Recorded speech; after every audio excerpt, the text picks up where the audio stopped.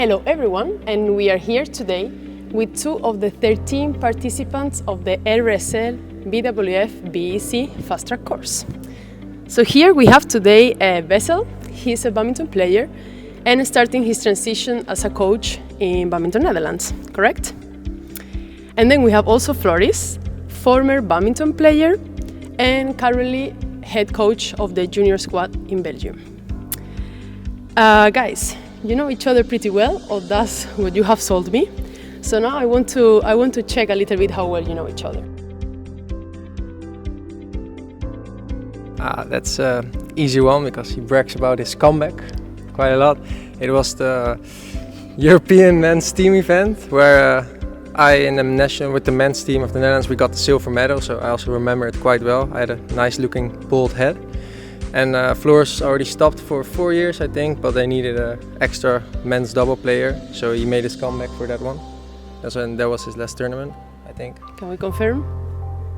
Yeah, that's true. And I remember Wessel playing some great singles matches there as well, Okay. which is maybe not his main field, but it was impressive to see actually. You are too kind. I think he's in the last year of his bachelor's in sports science. And he's maybe taking a bit longer than expected to finish it up, but I have full confidence that he will finish it up successfully. Can we confirm? I'm in my second last year because I did take some extra time having a gap year last year and a little break when I had the surgery. But I want to thank Floris for his confidence. I think that's difficult because I have not really seen Floris at his highest many times. But I believe in myself, so I'm going to choose myself anyhow. He's struggling with his hip. He has hip arthritis, which is very sad for him because he had to stop because of it. And I think he had a lot of potential if he could have kept going. But he has to work a lot for it, and he spends most of our nights in the hotel room stretching, Okay. which I can watch most of the time. But he really takes good care of it. Okay. That's a good question. I mean, he has a good smash, of course, but we played the box game yesterday. I will leave the score in the middle, but he had some good pressure with stepping to the net, so it's maybe not a spectacular shot, but he's really dangerous in stepping into the net and taking it early. What do you say to that? What I say to that?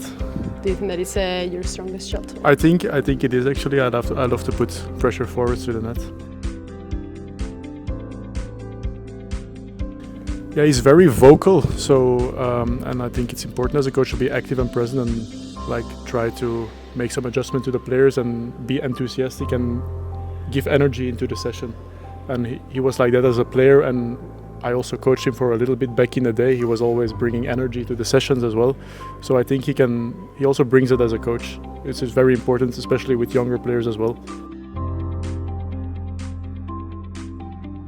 I think his strength, he's quite a confidence guy and he also shows it, so he's really observing and he gives you trust because it looks like your coach knows what he's doing, and then he doesn't always need to speak much, but when he speaks, he says you want to listen, because also the way he appears, so I think he carries himself the right way. I think for Wessel it's a mix of both, which I think you need. He'll definitely leave some room for his players to have own input and feedback and reflect on their own actions and playing styles. But sometimes he's also a bit more strict and will say this is the way we're gonna do things, which is a good mixture of both, somewhere in the middle I would say. I think, I mean, it's also a little bit guessing because I don't really know, but I would say he gets upset when the work they put in is not enough. So not necessarily that the outcome is not good, but when the players are just lagging and not giving a good effort, then he can get a bit upset because, I mean, if it's not going right, but they're trying their best, you cannot always be mad, but we can, especially because he's working with national juniors, so you should expect some effort. There's like a minimum base level of effort you should expect from them. I think it's really important to realize that you can be really important to a player, but you should not make yourself important, because it's the player's career, life, and you are there to guide them, to help them. So you should be on the same page to help them towards their goals, but it is about them. And actually, as a coach, it's not about you. You are there to help, so it's important to put your own ego aside and be there to help the players.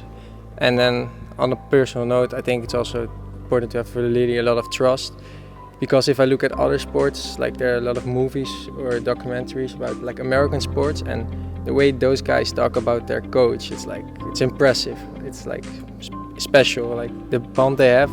They're like the bond they have with their father, and I think that's something pretty amazing. Floris?